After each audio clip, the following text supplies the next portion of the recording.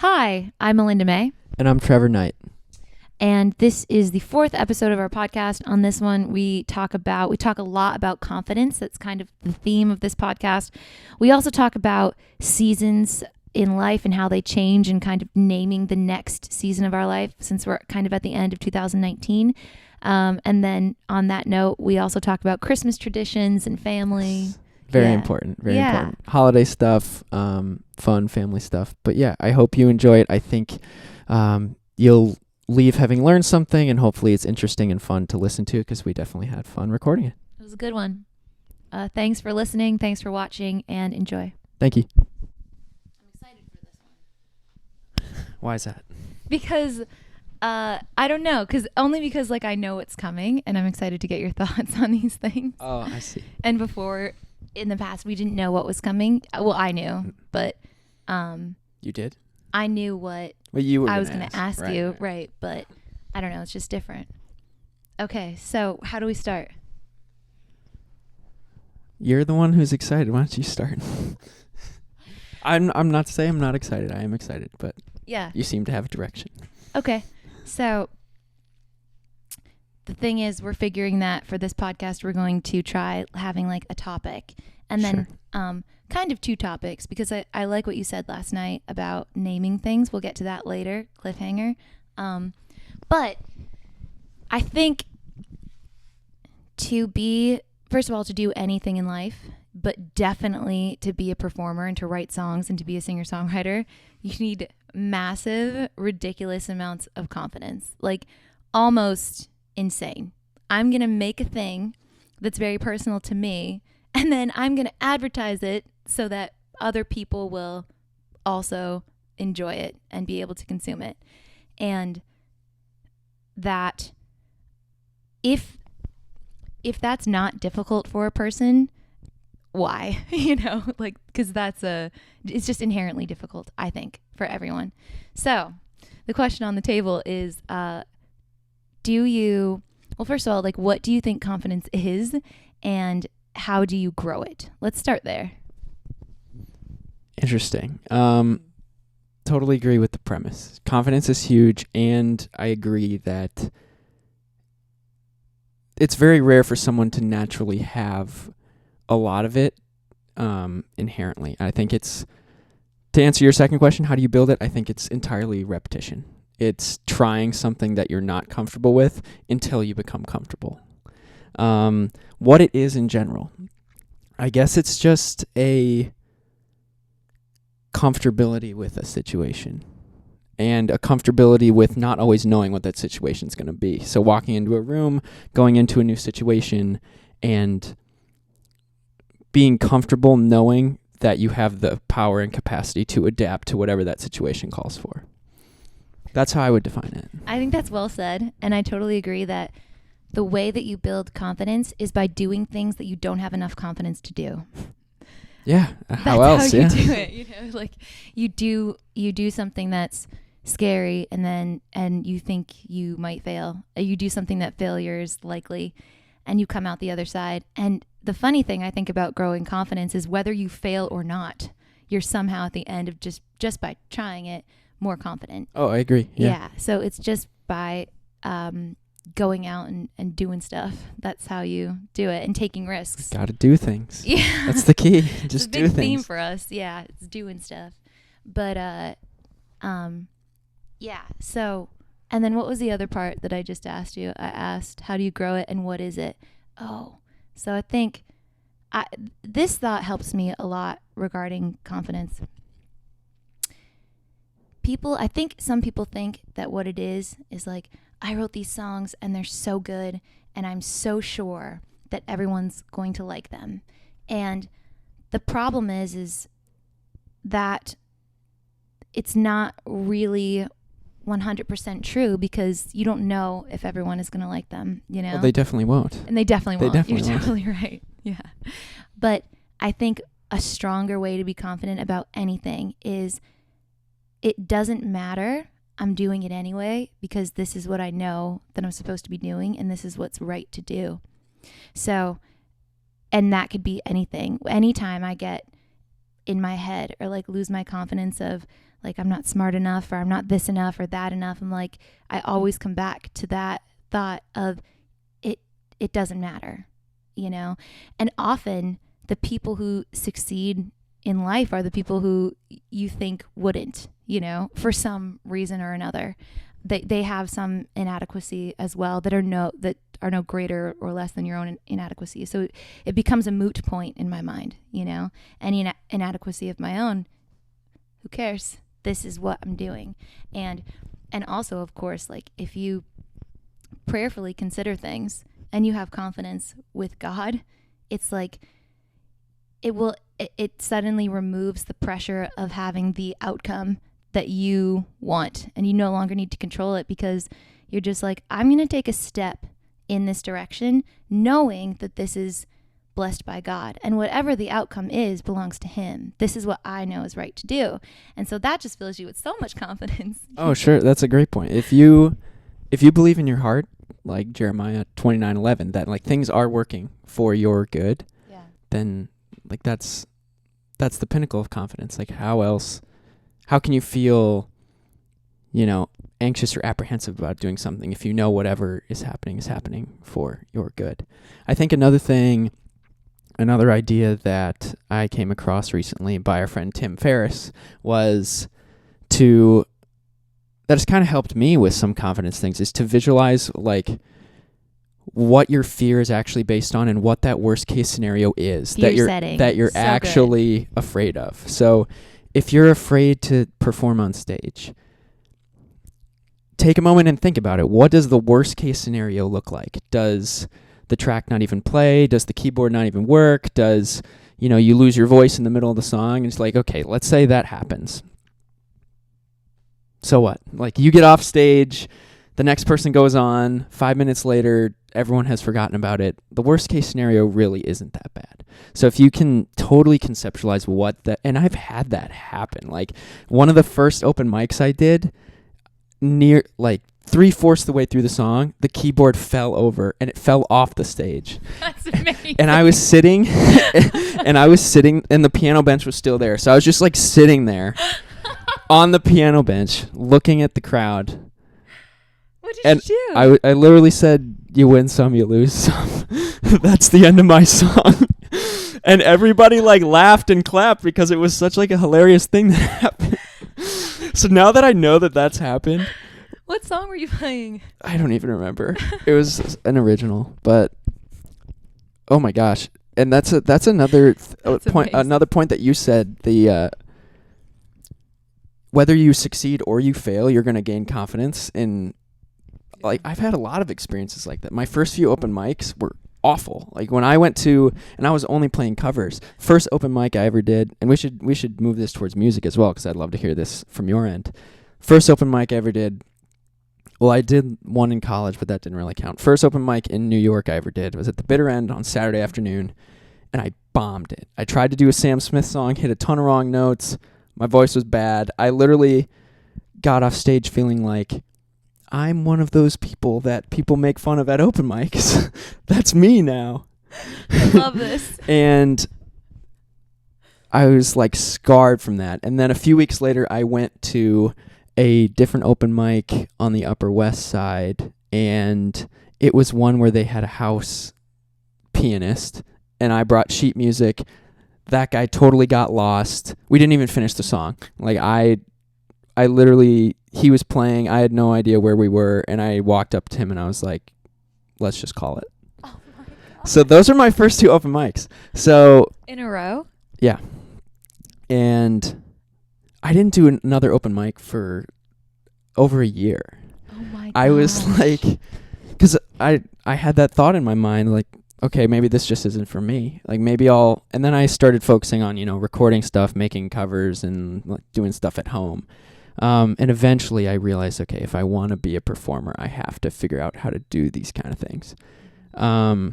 But yeah, those experiences build so much confidence, not just going out there and succeeding and crushing it and knowing, oh, I have the capacity to do this, but going out there and failing and saying, okay, I've done that. I know what it feels like. I'm not going to make that mistake again this time. And even if that does happen, I know what it's like and I know it's recoverable. Right. And I'm going to swerve a little off the path and then we'll get back on it. But you touched on something so important.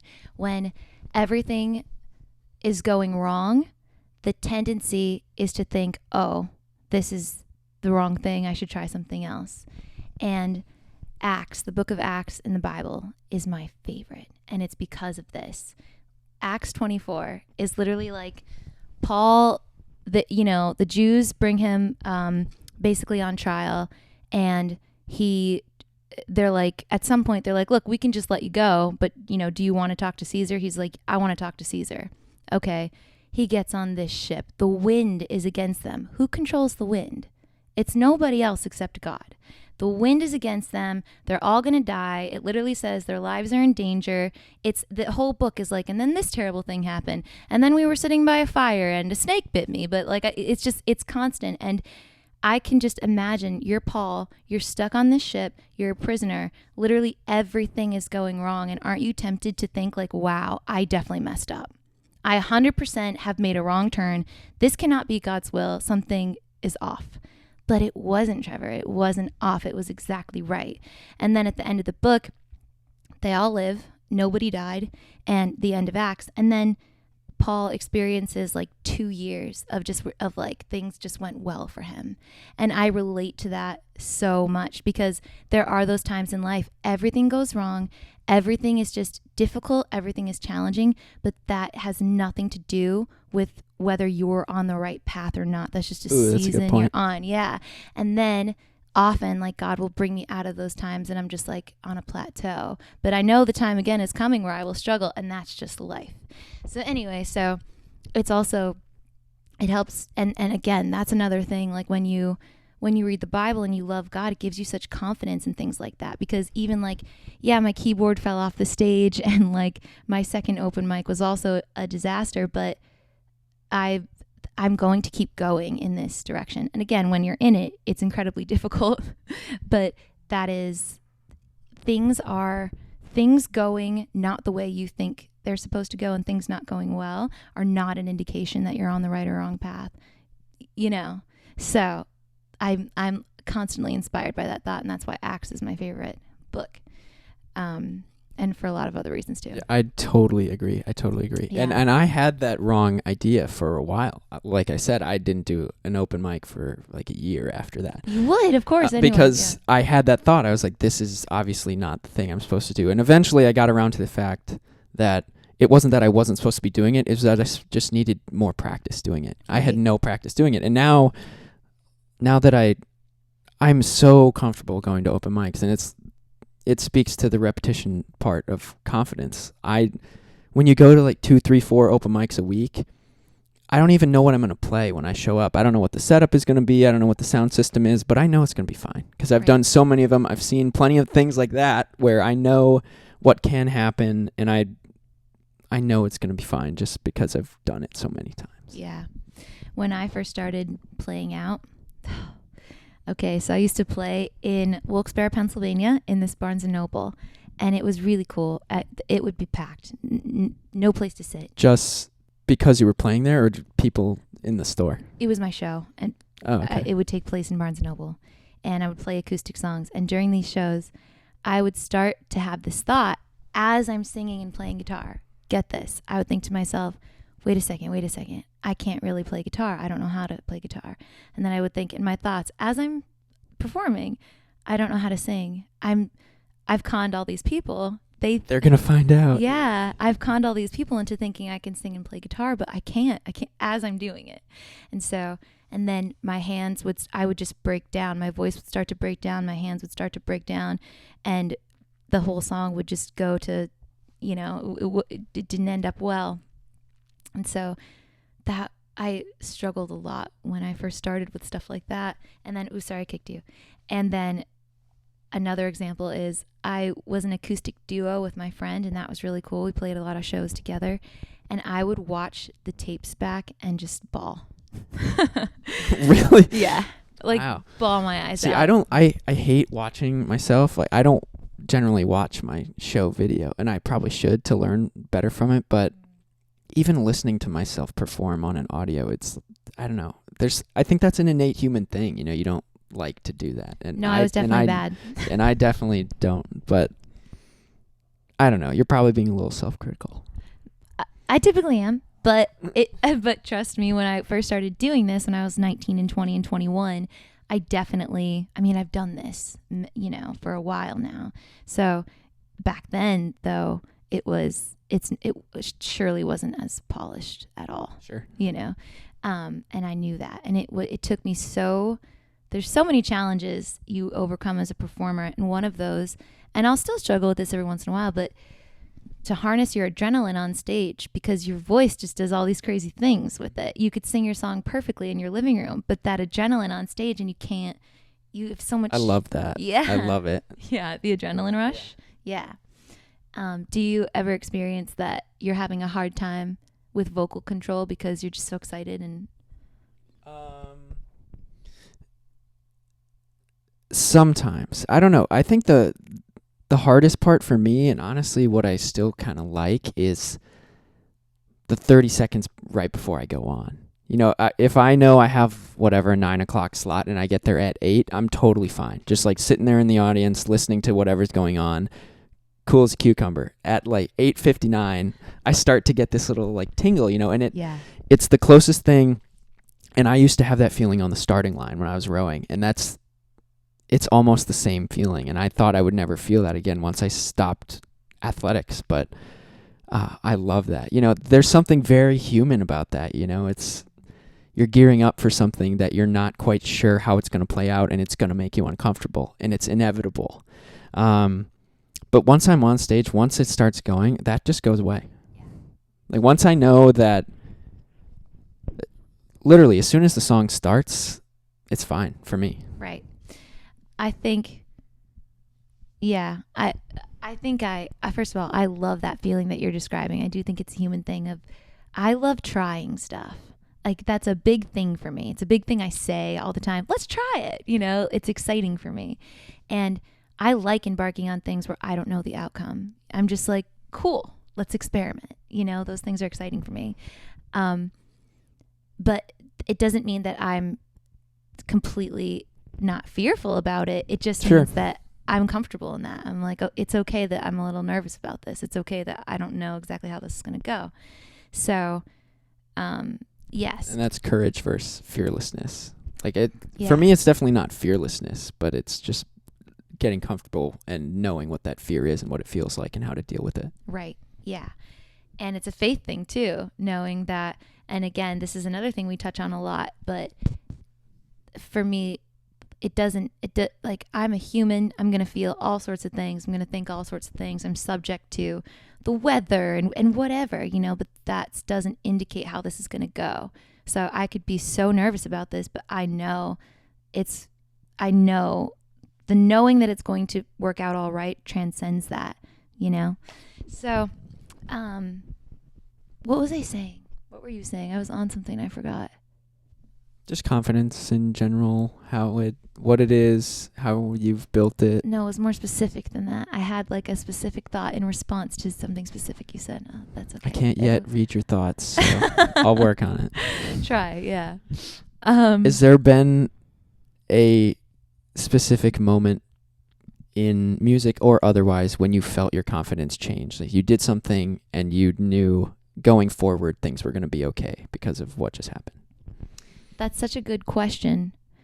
Like, did you ever have an open mic or a show or a practice session even where you finished it and you were like, things are going to be okay? Probably. You know, when I was on the Tonight Show with Jimmy Fallon, it was like, the amount of not nervous I was for that. You want to hear the real backstory about this Jimmy Fallon stuff? Let me tell you. Yeah, I've never heard it. Okay, so Jimmy Fallon is taped. It's not live, it's taped. So the first guy gets up and plays his song. That goes quite well. Or maybe I went first, doesn't matter. But I messed up my song. I messed up in the bridge. And because I wrote the song, and then It doesn't matter. Okay, so I messed up the bridge of the song. And Jimmy Fallon goes, he's like, Melinda, if I mess up, you're allowed to mess up. He's like, I just messed up. He's like, it's okay, take it again or whatever. So I was like, okay. And I did it again, but it was still the crowd. There was so much energy in it and it was so fun. And that was like I was so at peace. I just was like, I'm having fun and like, it's okay. And of course, the version that you can see on the Jimmy Fallon show is edited and you don't see that I messed up. But so I never even heard how this came to be. What transpired? Like, how did you end up there? How did you end up on stage? How did you end up doing this thing? One of the writers found me on social media. Oh, so you were invited to the show for this purpose? Yeah. Oh, okay. Yep. I thought you just happened to be in the audience and they were like, is anyone here a songwriter? and you're like... No. Okay. Yeah. Oh, interesting. And it's like it's like a long, cool story. So which I won't tell all of it now, but I'll say this. They contacted me a few times and I would get so excited, and then they would say, hey, we changed things like last minute, like day before. And so then, and like, sorry, you're not going to be on the show. So this happened a few times. So finally, like the first time that this happened, I told everyone. I was Taylor, my customers, my parents, just everyone I could. Tomorrow I'm going to be on the Tonight Show. And then it didn't happen. And I had to tell everybody, like, I didn't make this up. And then you became it got cut. The girl who cried wolf. Yeah. Oh, okay. So then I didn't tell a soul that I was going to be on it. And then I was, and I thought to myself, no one will see this because it's on a Friday night. And I don't know if my friends watch it. And I love Jimmy Fallon. Taylor watches it every day, and I love it. But anyway, I kind of at that point was not thinking much of it, But then when people found out, they were so excited and liked it a lot. And so it was a great experience. It was fantastic. So yeah, that's that. But when that happened, that whole day that I was there, I just knew like, it's going to be okay. And even messing up in front of the live studio audience, Jimmy Fallon himself telling me, like, if I mess up, you can mess up. It was good. It's a good experience. So, but that's crazy because that's the biggest platform you've ever been on and you were so at peace. Yeah. But I was praying the whole day too, and not praying things like, God, let this go well. I was praying things like, God, I love you. Like, you're perfect. Like, just like praising God the entire day. And that changes your mindset too.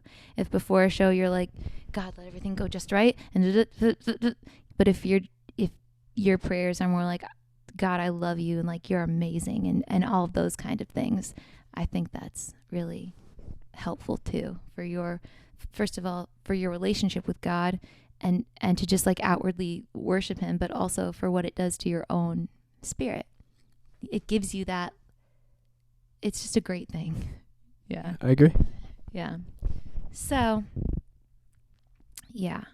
What about other instances? Like, what about like rowing and stuff like that? Did you face, or was it not the same type of thing? Like, did you face a lot of any kind of like fear of failure in that, or? Oh yeah, probably even more than music. Really? Yeah. I was expecting the opposite answer. No. So as I mentioned a few episodes ago, I tried to play baseball for like a year and a half in college, and that didn't work out. So I joined the rowing team my sophomore year of college, and so I was a year and a half behind the least experienced people. Like the least experienced people started rowing in college, right? A lot of people who had rowed in high school and been recruited to row, and I did not. And so I joined right as we were gearing up to go on winter break, where you spend a month and a half training by yourself at home without the team, because you go home for Thanksgiving and Christmas, and you're supposed to show up at the beginning of January in very good shape, and on the first day back, you take this timed rowing machine test. And I had never rowed in my life. I didn't even know how to use a rowing machine. I had to learn by watching YouTube videos. And so, and rowing, even as like physically difficult as it is, the mental aspect's way more difficult for sure. Because you're in a room with 40 odd guys, right? And the workouts we would do were like, 75 to 90 minutes long. And every stroke on the machine, it tells you how hard you're pulling, right? And we would practice twice a day. And after every practice, the coxswains, so the people who steer the boat, like the shorter people, they would go around and they would take all the data from everybody's machine. They'd put it in a spreadsheet and they'd send it out to everyone on the team and all the coaches every practice. And it would be ranked. And so when I first started rowing, I was the worst. Like I was. That's amazing. I was at the. So I would get these. Everyone, including the coaches, would get these spreadsheets after every practice with, the times of everybody for a 90-minute workout, and I was at the bottom. Which I mean makes sense because like I was way behind everybody else, and by the end I wasn't. So that was great. But oh yeah, there were a lot of days where it was like, why am I expending so much time and energy doing this if I'm not good at it? What a blessing. I just think it's so special that you were literally the worst there. Yeah, I mean, for a time, that didn't last too long because I don't know. I'm sure because it was fine. Sure, but it was fine, but yeah, it was humbling for sure, especially when you go. Like I was fortunate to go to a good school, and you got all these like enormous, strong, smart guys who are all used to being like the guy in the room, and then you get into this other room with this subset of people, and you're the worst. So it was. I don't know. I found it very valuable, very humbling to be part of something that I knew I wasn't going to be the best at, Absolutely. I think that experience is so important. And that's not the picture I had of you on the rowing team at all. And I like it so much better. I like the real story better than what I had pictured. That's good. Yeah, that's a great experience. Yeah. And I that's incredibly motivating too. Like you don't want to be at the bottom of the sheet every day. No, but. So like that. I don't know, that led me to take a lot of timed tests by myself and do a lot of extra training by myself, which made me a lot better and totally changed the way I thought and the way I approach problems. And I'm so thankful for everything that transpired with that. Yeah, it made me who I am today for sure. This isn't on a par with this at all. But I remember the first time that I got a serving job and I was young and my mom came to pick me up. And I was in the car bawling, and because I was so bad at it, and the other girls who worked there were pretty not happy about that, rightfully so, because I was really bad at it, and I was just bawling. My mom said to me, I will never forget this day. She goes, Melinda, I don't think this is the job for you. Like you should probably just try to do something else. And I was almost frustratedly, I'm like, well, I can't leave defeated, like I can't leave now. Like I have to figure this out. And I always like have a joke that once I truly like master this whole thing, I'll be done with it. Cause I cursed myself in that moment of like, I cannot leave until I'm great at it. But that's a joke cause I do okay now. But not leaving stuff defeated is super. You cannot stop doing something because you're bad at it, or the last on the list or whatever. It's unacceptable, I think. Maybe not 100%. Yeah, maybe not 100% of the time. I think there are times that it's strategic and good to say no and to quit things. Like something you naturally don't have an affinity for. Like mixing and producing music. I don't have an affinity for that. I could figure it out. I could sit down and mix my own song, but I'm much better off not spending my time spending hundreds of hours learning how to do that. Right. But you're not doing that because you're defeated by it. Right. You're not yeah, doing it's a preference thing, I guess. Yeah. If you want to do something and it defeats you, I think it's a really bad thing to just let that go. Sure. Yeah, I agree. And still maybe not 100% of the time. I'm not sure. Things are situational and I don't want to talk like I know everything, but and everybody's story. But for me, I feel like that's a thing, and that's another part of building confidence when something does defeat you and you keep at it, and yeah. So. Cool. I guess we can sort of transition into the second part of what we're going to talk about. We can. So an idea that I came across in devotionals recently was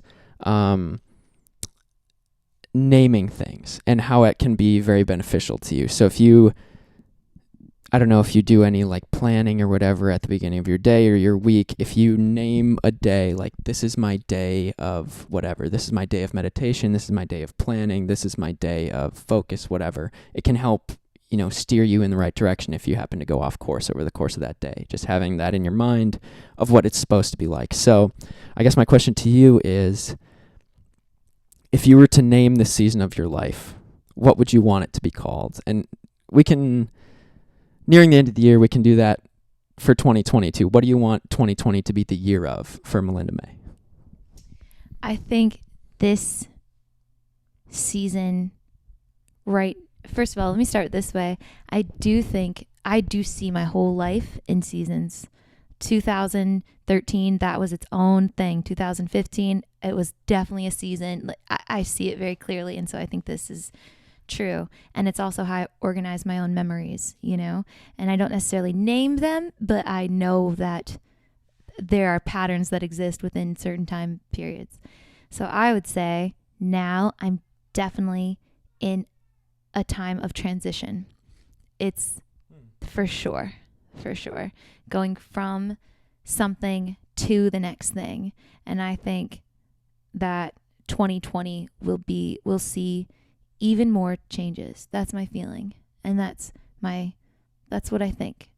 So, and who could know? Because who could know? Who could that's know? True. It's transition from what to what? I went through a season.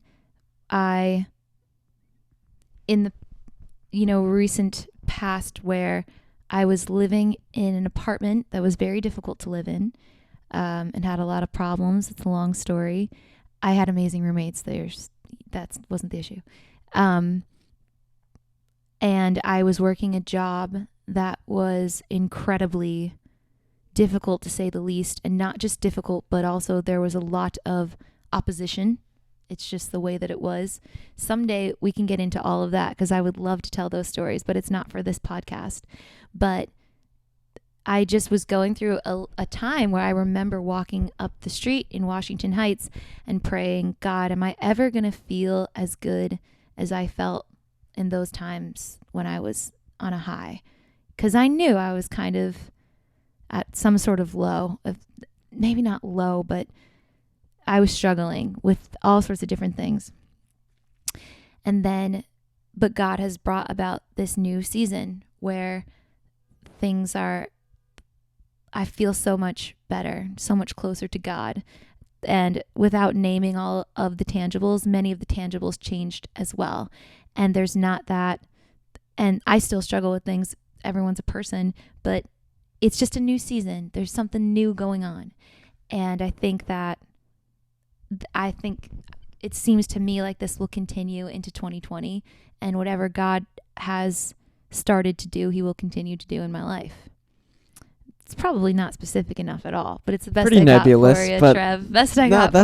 That's fine. Yeah, and like I said one day on this podcast, we can tell all sorts of stories, but for now, I'm just going to leave it right there, because it's a lot. Yeah, and I think maybe in 2 or 3 years or whatever, you'll be able to look back at this time in your life, end of 2019, 2020, and be able to be like, that was this season, Yes. If you're still kind of in the process of it, it can be hard to articulate what it is. Yeah.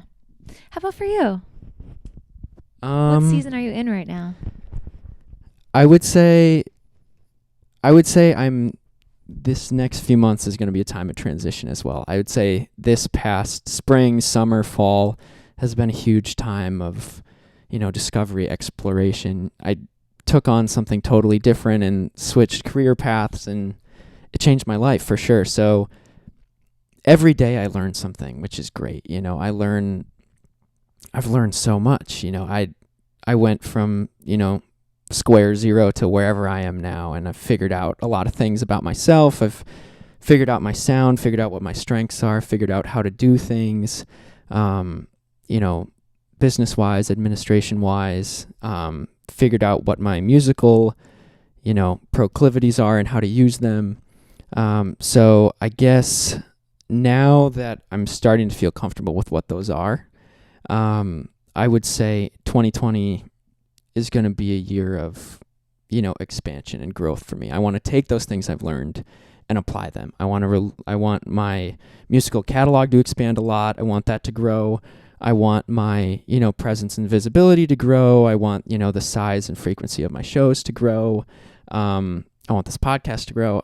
I think I think 2020 will be a good year for me to just dig my heels in, take what I've learned, take what I've, the skills that I've acquired and the habits that I've built, and just apply them, to just put some force behind them and, see what happens with them. Yeah, that sounds really exciting. And I'm with you. I definitely want this podcast to grow for sure. And I'm excited for that. And I know it will. And so, yeah, it's going to be good. I'm very excited. Like I said, I had, without getting into all of it, but 2015, man, was such a good year for me. And then that's so funny because someone asked me, I can't remember, maybe it was like an icebreaker question, what was the best calendar year of your life? And it was 2015 for me. Yeah, because I think everybody kind of ebbs and flows together, because it's like it's a God thing, it's a social consciousness thing, whatever you want to call it. So what happened in 2015 that made it great? And let's finish your thought first. I was going to say, let's save that for another podcast. You think so? Or certainly a conversation that we can have in a few minutes after this podcast is over, but I'm not ready for all that right now. Gotcha. To tell you guys, but I'll tell you, just not right now. Let's get to know each other better. So, 2015 was great, and even like half of 2016, and then things just got real tough there, and 2018 was really tough, and like I said, I just started to come out of it in 2019, and now I feel so excited about 2020. Just really excited about it because in all sorts of ways I feel more I just feel more on solid ground, and there was a lot of changes that happened in 2019 that I never sat down and thought to myself, I'm going to make all these changes, I'm going to take control, and God just had a lot of mercy on me and helped me a lot. And just there's this, I always think of this scripture in Psalms that David said. He's like, you put my feet in a wide place. Think about that. Like if you're like standing like shaky, but when you're standing like strong, like your feet are in a wide place. And that's kind of how that's how I'm feeling lately, one day at a time with God. But so yeah, it's really good. And I see things in the big picture too. My family's doing really well. Just found out today, my mom, something great happened with her, and she was not working for a while, and she just got a really good job. And it's just, and there's a lot of stuff like that just in other people's lives. And I just think I'm excited for what's going to happen next for sure. I feel good about it. Good. Me too. Yeah. I think it'll be a good season for both of us. Yeah. What was the worst time in your life?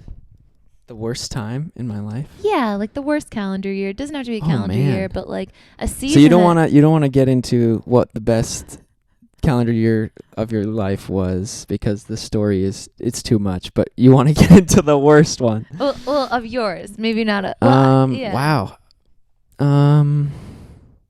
But yeah, I mean, no pressure here. You can do what I did and just or like a season. I haven't had a lot of bad years. I don't know. I haven't. Like, to label an entire year as the worst year of my life, I don't know. There are ups and downs in every year. Yeah. Did you have a season of your life that was winter 2016 was kind of tough. Yeah. But definitely not the whole year. There were great parts of 2016. Yeah. Yeah, I definitely can't do what I can do with the best year of my life and say 2015 was the best. I can't do that with the worst year. And let me be clear. I had amazing times in those bad years. I moved in with Taylor and Tori, who like are some of my closest friends. We had parties at my apartment. I mean, I could go on and on about the good things that happened during those years, but they were they were just hard. Yeah. They were just, I just wasn't as strong, and that's just how it was. But so yeah, I hope I haven't communicated that I had these like really dark days or whatever, because God was there and so much happened and it was all so good. And I played a lot of shows with my band. I played my first shows with my band, wrote a ton of songs, and did so many things. So I agree that there's always good stuff that went on, so. Mm-hmm. I guess it's a very fortunate thing, I mean, I guess we're fortunate in the regard. I'm sure people have decades of their life that they want to not remember, or they could say this was the worst decade of my life. So I think it's fortunate for us to be able to say, oh, I had a bad few months here and there, but I don't think I've had a full year yet that was on the whole negative. Yeah. And you won't. You won't, I don't think. But because even in the times that are... I think it has to do with the mindset we talked about Yeah, earlier. If you think things are working for your good, and if you think whatever's happening, God has a plan, Yep. it's hard to look at an entire season of your life as bad, Right. instead of just pruning you or changing you or teaching you something. Right. And even as I mentioned before, Paul, it says specifically there, like just problems after problems after problems. But then it does say, and then he lived for 2 years at peace. And I do think that is how things work. But you may not even see it. Maybe this time in your life is like, oh my gosh, those days where I was just on the grind, like constantly, and so yeah, but it's interesting when you look back and can see it. But those are I'm making big sweeping generalizations about my own life, not talking about my emotional state. I've always been pretty happy. Yeah. So. Yeah, me too. Yeah. Do you have a big regret at all? Of any kind? So, no, I don't. No.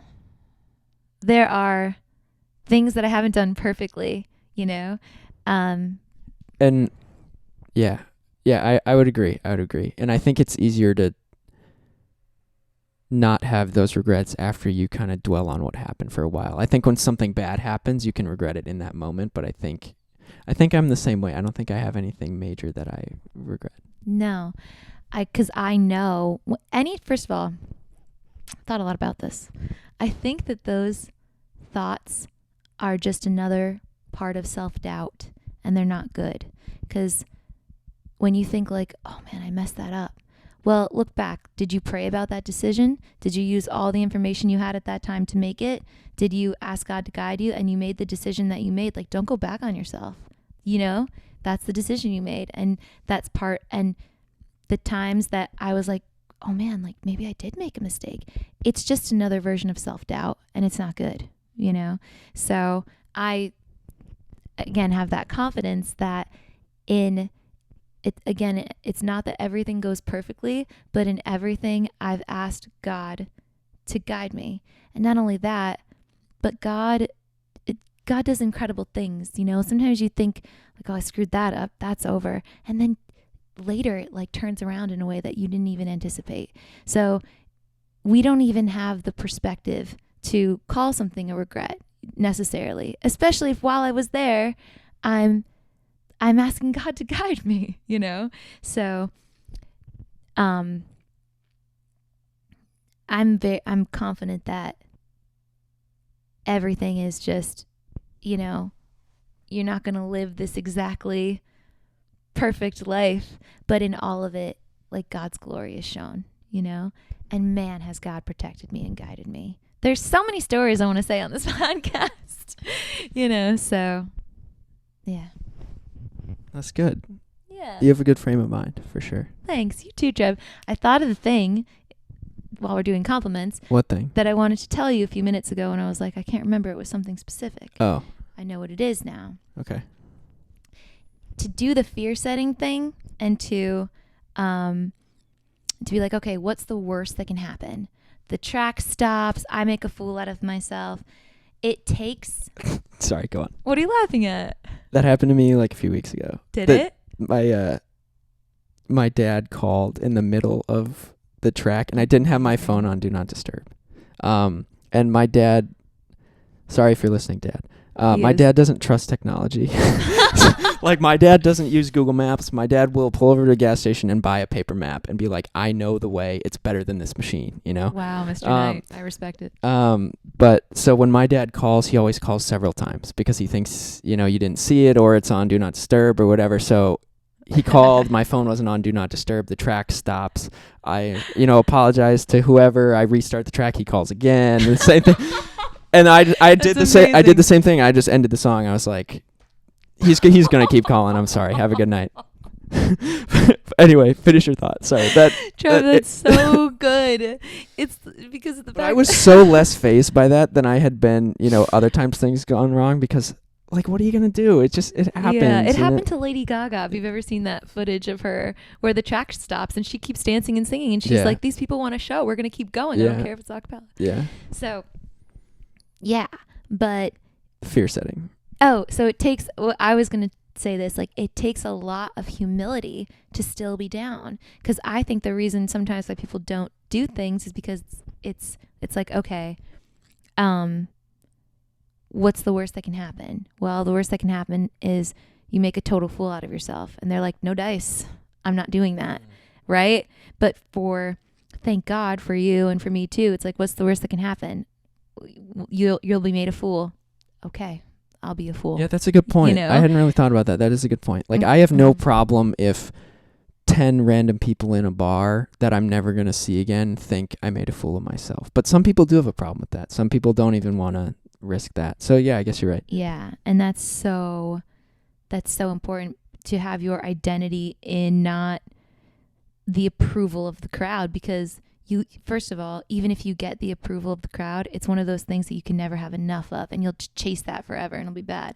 And then if you don't have the approval of the crowd, you feel terrible and you can't go anywhere, So it's like a lose-lose. You really just have to find your identity and the engine of you in a totally different place.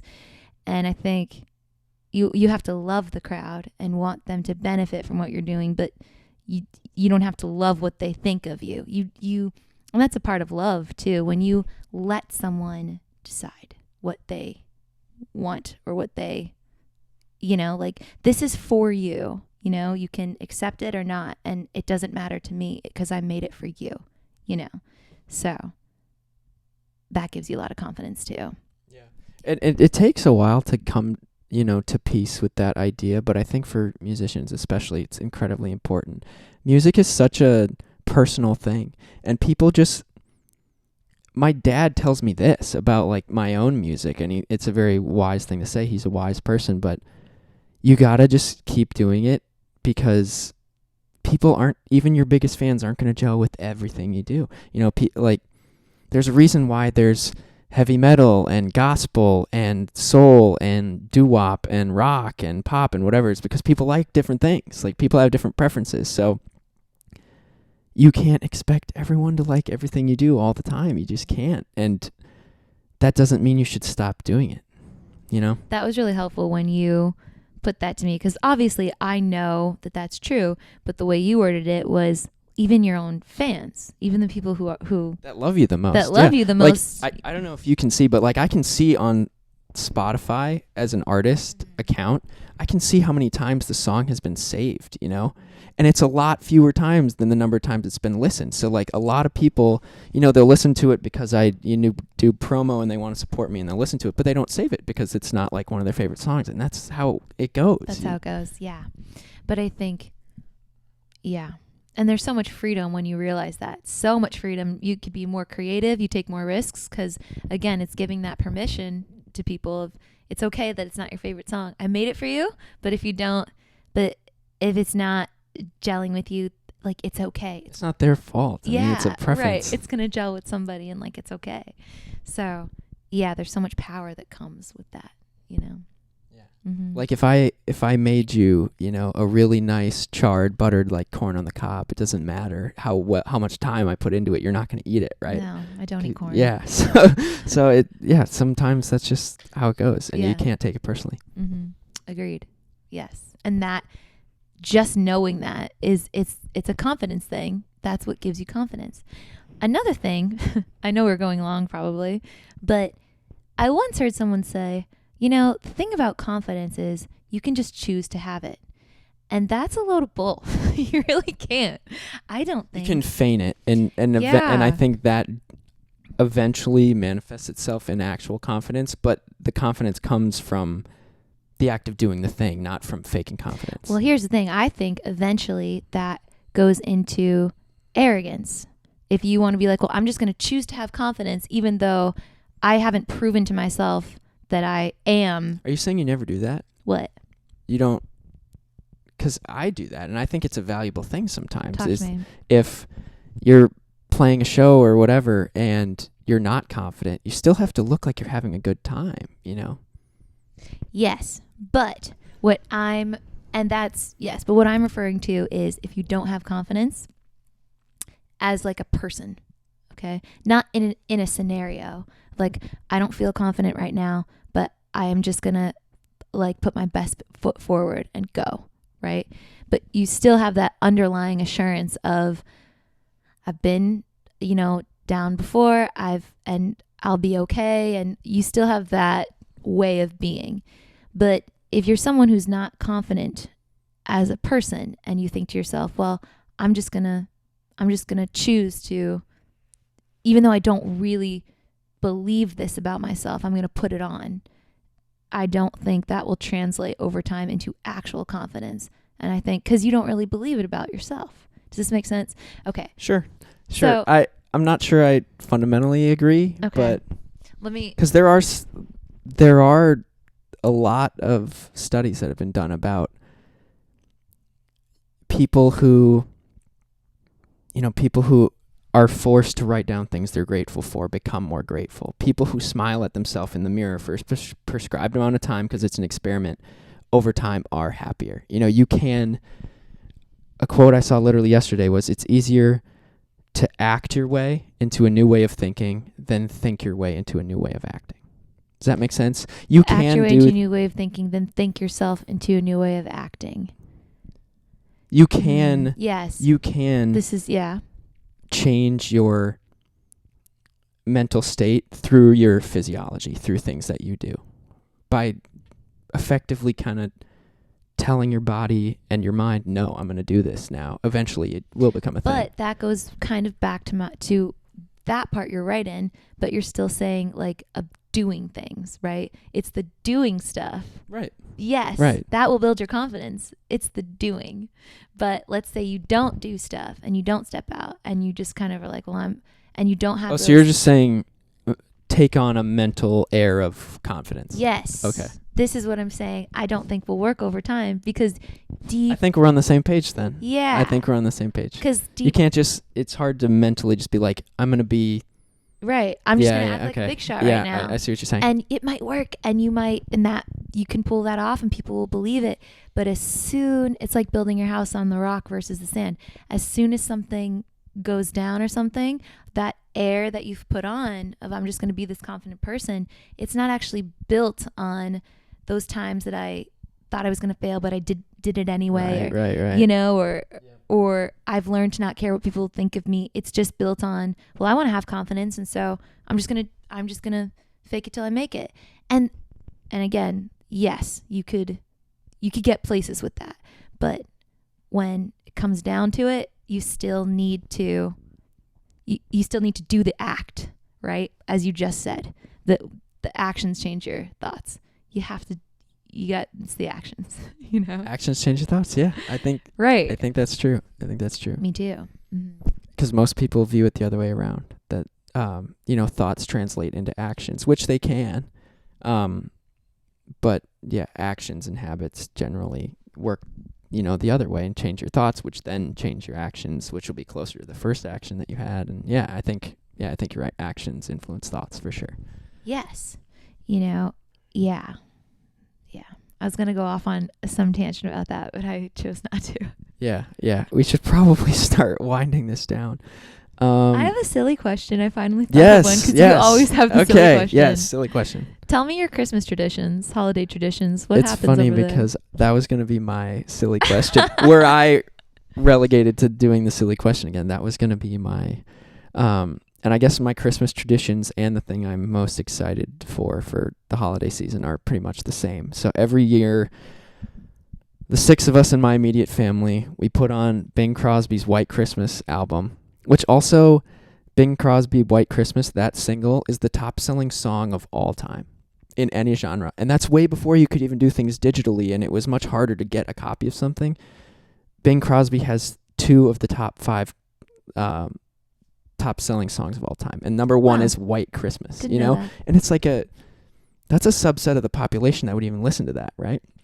So that's interesting. But yeah, we listen to that album and we decorate the Christmas tree together. And we have way too many ornaments. Like, we have this huge chest of ornaments, and every branch has like 3 or 4 ornaments on it, and it looks comical by the time we're done, because we, like, every year we buy a few ornaments, and my family's been around for a while, so it's amazing. So we do that. We do Christmas brunch every morning that my mom makes, and it's basically just my nuclear family, the 6 of us, for most of the holiday, which is great. Wow, that's nice. So we also, it's just my nuclear family, me and my sister, and now my sister's kids, but that's sort of new, and my parents. And I'll be the one to be like, no, we did this when I was 3. We're doing it now, guys. Oh, that's me. Yeah. That is me. I will still put out the milk and cookies. Like, I still do it. Because I was like, no. This is the tradition. Yes. This is what we're doing. And my sister have gone through phases of, let's get like this posh, like Christmas tree. No. I made this ornament when I was 4. It's falling apart. It's going on the tree. Oh, I have so many of those ornaments. Yeah. The ones I made in kindergarten, they're on the tree. They're all on there. And so they let me do that. So it's a similar thing where there's way too many ornaments on the tree and half of them are falling apart. But I love it. And and again, since I've been in charge of the Christmas tradition, many of them are. So the album we listen to is NSYNC Christmas, because oh man, Trevor, I love the NSYNC Christmas album. I like it too. I don't know. I love it. I don't know if I would listen to it, with my family during. Oh no. That's what we do. Wow. And like, that's what I listened to when I was a kid, and that's what we listen to now, and it's just the best. My birthday is December 9th, and so we would get the tree like on my birthday weekend, and that was like part of like the birthday. Where do you get the tree? We would the grocery store. No, we would go to. There's this veterinarian named Dr. Bishop, and we would buy our Christmas trees from him. He has a Christmas tree farm. Sure does, and we'd go with a saw and chop it down. Yeah, I forgot to mention that. That's a Christmas tradition that I love too. My grandfather, my dad's dad, owns a Christmas tree farm, and so we would go up to his property and chop it down and bring it home, and Yeah. And I love that. This is a debate or a topic of discussion in my household forever, and probably always will be, the size of the Christmas tree. I want a giant, tall tree, and my whole family is like, no. But I always get my way because the Christmas traditions have been placed in my hand. You know what I mean? Like, so anyway, so we typically have like. You have the power of the veto when it comes to Christmas. Someone wants to.